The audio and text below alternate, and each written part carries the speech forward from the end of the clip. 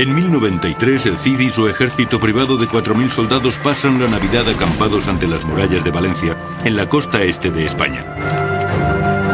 El Cid reivindica su demanda de independencia al vasallaje al que nació sometido. Había montado su campamento en julio, y el sitio parecía no llegar a su fin. Arrasar las murallas o dejar que la gente muriese de hambre dentro de ellas. Este era el procedimiento habitual para los conquistadores de la España del siglo XI. Su ejército era demasiado pequeño para arrasar las murallas y entrar en la ciudad. Pero sí tenían movilidad y eran muy eficaces. Cortaron el suministro y arrasaron los campos de alrededor. Dentro de los muros la gente temblaba con los rumores de las atrocidades cometidas. Con suerte y tiempo, pronto sería señor y amo de Valencia. La toma de la antigua ciudad española es un momento fundamental en la historia del Cid como guerrero y conquistador. Siglos después, será todavía celebrado como el gran héroe español, en gran parte gracias a un poema épico titulado El Cantar del Mío Cid. El poema de 3700 versos está universalmente considerado como el más antiguo pilar de la literatura española. Pero por su propia naturaleza como poema épico es también una fuente cuestionable para los historiadores. El Cantar del Mío Cid es esencialmente un trabajo de ficción, a menudo en contradicción con hechos históricos bien conocidos. ¿Cómo determinar entonces la verdadera historia de la vida del Cid? En el siglo VIII llegaron a España un gran número de árabes musulmanes y conversos bereberes. Los españoles llamaron a los invasores moros, ya que llegaban desde Marruecos. Empujaron a la nobleza cristiana española hacia el norte, hacia las montañas, pero permitieron que se quedasen en el sur muchos residentes cristianos y judíos. España disfrutó de un notable auge cultural bajo el dominio árabe. Los califas musulmanes construyeron fantásticos palacios y mezquitas. También introdujeron importantes avances agrícolas y científicos. Con su base principal en la ciudad de Córdoba, la dinastía musulmana gobernó España durante más de 3 siglos. Pero 10 años antes del nacimiento del Cid, la dinastía se rompió en pedazos. Los caudillos musulmanes dividieron la región en numerosos distritos, los llamados estados de Taifa. La nobleza cristiana del norte inmediatamente se aprovechó de los fracturados estados moriscos. A este complicado mundo llegó el Cid. Nació alrededor del año 1040 en el seno de una familia cristiana que vivía bajo la cultura y costumbres del Islam. El Cid creció bajo el reinado de un rey cristiano, Fernando I de Castilla y León. El rey Fernando gobernó bajo lo que parecía una clásica situación de protectorado. Obligaba al pago de tributos a los moriscos estados de Taifa del sur de España y enviaba partidas de asalto a luchar contra los que no pagaban. Para poder mantener el control, el rey dependía de los servicios de caballeros y mercenarios. A la edad de más o menos 14 años, el Cid fue llevado a la corte real para servir a Sancho, el hijo mayor del rey Fernando. La educación del joven Cid fue moldeada a su destino, vasallo y soldado. La mayor parte de la juventud del Cid transcurrió bajo un intenso entrenamiento militar, en particular en el aprendizaje del arte del uso de la espada. Pero el éxito militar en la Edad Media necesitaba algo más que el frío acero. El Cid, para llegar a convertirse en el soldado que más tarde demostraría ser, aprendió a utilizar otras herramientas. El Cid era un experto en el uso del astrolabio, un antiguo instrumento de origen griego que se utilizaba tanto para la orientación como para medir el tiempo. Los musulmanes introdujeron su uso en España y permaneció como uno de los principales instrumentos usados por los astrónomos hasta finales del siglo XVIII. La habilidad del Cid en el uso del astrolabio, especialmente como ayuda para su orientación en su cabalgar por España, le serían de gran utilidad durante el resto de su vida.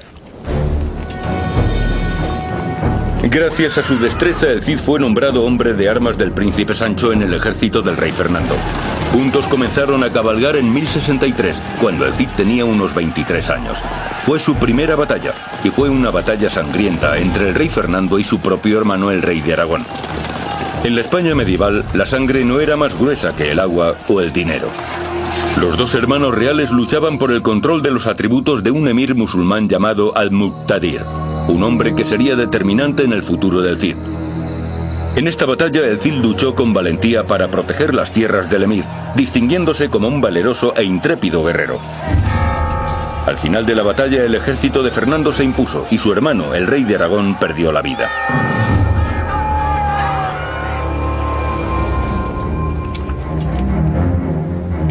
Dos años después moría el rey Fernando. Dividió sus tierras y protectorados entre sus 3 hijos, incluyendo a Sancho. Para el Cid, ahora portador habitual y sargento de instrucción para el rey Sancho, las oportunidades eran ilimitadas, pero una nueva generación de guerras fraternales se divisaba en el horizonte.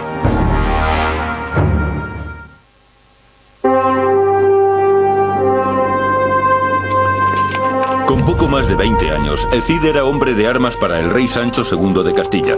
Para un guerrero en la corte, era el más alto rango. La caballería del Cid estaba compuesta de hombres de la nobleza media, hombres como él. Compraban sus propios caballos y armaduras, y el Cid les adiestraba para el combate, incluyendo el combate a caballo. La caballería acompañaba al Cid a cobrar los tributos de los reinos de Taifa. Como recompensa a los soldados, se les entregaba una parte del botín obtenido en estas incursiones. Pronto el Cid tendría más razones por las que luchar.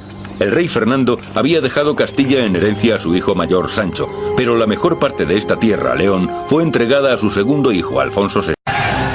En 1068 los conflictos y envidias fraternales terminan en guerra. Durante los siguientes 4 años, Alfonso y Sancho se miden en varias ocasiones en el campo de batalla. El año decisivo fue 1072. En enero, Sancho toma León y envía a su hermano al exilio. Alfonso encuentra refugio en la ciudad morisca de Toledo, justo al otro lado de la frontera de la pequeña ciudad de Zamora. Pero pese a no ser una gran ciudad, Zamora era un enclave estratégico fundamental en el camino hacia León. 9 meses después comienzan a extenderse rumores de insurrección en Zamora. Temiéndose lo peor, Sancho y el Cid cabalgan hacia la ciudad. En el siglo XI un rey tenía que gobernar desde su caballo, no desde su trono. Se ha dicho del Cid que se distinguió por su valentía en todas las batallas en las que participó, pero en ninguna tanto como en Zamora. Según se contaba, luchó a la vez contra 15 caballeros, acabó con la vida de uno de ellos, desmontó a otro e hizo huir a los demás. Pero mientras el Cid lucha, Sancho pierde la vida. Los rumores de traición se extendieron con rapidez. En el poema épico, a esta pragmática reconciliación se le da una importancia mítica. Obliga al rey a jurar que no tiene nada que ver con la muerte de su hermano, con su traición. Y Alfonso VI lo hace, jura no ser responsable de aquella traición. Aunque la poética historia de este juramento es mítica, sí hay evidencia suficiente que demuestra que el Cid y el rey Alfonso negociaron un acuerdo. El Cid contrae matrimonio mediado el año 1070. La boda se celebra por todo lo alto. Existen muchas posibilidades de que dicho matrimonio fuese en realidad concertado por el rey, en parte como recompensa por los servicios que el Cid le había prestado. Uno de los testigos de la boda es García Ordóñez, el soldado y cortesano favorito del rey Alfonso. Pronto se convertiría en la némesis del Cid. Los primeros problemas surgen en 1079 con la recaudación de tributos. El Cid fue enviado a Sevilla, García Ordóñez a Granada. Algunas fuentes aseguran que el primer paso lo dio García Ordóñez. Otros sugieren que la primera agresión fue obra del Cid. Todos están de acuerdo con que se encontraron en el campo de batalla en Cabra. Y fue un encuentro sangriento, con el Cid empuñando su imponente espada, acabando con la vida de cuantos se cruzaban en su camino. Cuando el fragor de la batalla terminó, el Cid surgió victorioso. No solo eso, capturó a García Ordóñez y lo mantuvo prisionero durante 3 días. García Ordóñez tenía muy claro que había sido públicamente humillado por el Cid. El Cid liberó a García Ordóñez, pero este jamás olvidó la humillación. En el cerrado y viciado círculo de la corte real, García Ordóñez fue más rápido a la hora de conseguir que el rey le dedicase unos minutos de atención. Comenzaron a extenderse los rumores de que el Cid se estaba quedando con parte de los tributos que recaudaba para el rey. En 1081, el Cid dirige un enorme ejército al asalto de los asentamientos cercanos a Toledo, otro protectorado del rey Alfonso. Su pretexto era cobrarse venganza contra los bandidos que operaban en aquella zona.